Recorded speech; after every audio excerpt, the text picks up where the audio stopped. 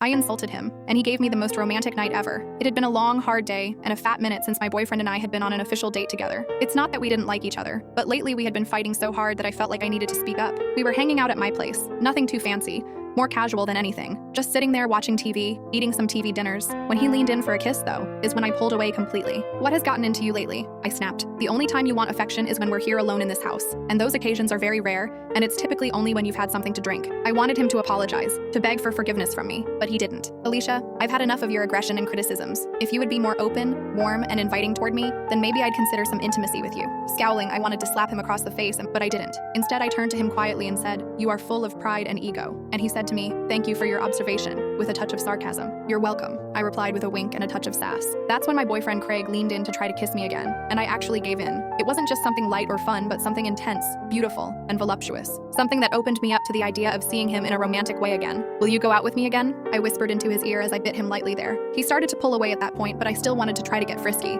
Finally, he turned to me and said, "Alicia, I have something I need to tell you." "Spill your heart out," I whispered with a wink. "Okay." That's when I heard a faint knock on the door. At first, I didn't think Craig wanted to answer it, but he did, and let Here come inside. After about 5 knocks, getting louder each and every time, I knew this couldn't be good. It was a woman who came barging into the kitchen as if it was nothing. "Excuse me?" I said, my voice growing louder. "Hello?" But she wouldn't answer me. Instead, she walked into the TV room where I was seated on the couch and gasped in horror. "Who are you?" she cried, her voice cracking, breaking. I could feel the heartbreak leaking out of her and spilling onto me. That's when all heck broke loose, and it wasn't exactly as I expected. She grabbed Craig, who had followed her into the kitchen and was still hiding there now. Trembling, he came out of hiding, but only because this crazy woman had forced him to. "What are you doing?" I cried, as the woman slapped him hard across the face, enraged. Then she came over to me. But before she could go into attack mode on me as well, I shoved her up against a wall, knife in hand. "What the hell?" she cried, letting the tears stream down her face. That's when Craig intervened. "Enough is enough," he shouted, breaking up the fight. "If anyone is to blame, it's me. Knock it off and break it up." But before I could do anything, say so much as a word, the crazy woman who Craig later told me was named JC went running out of the room, exited the house,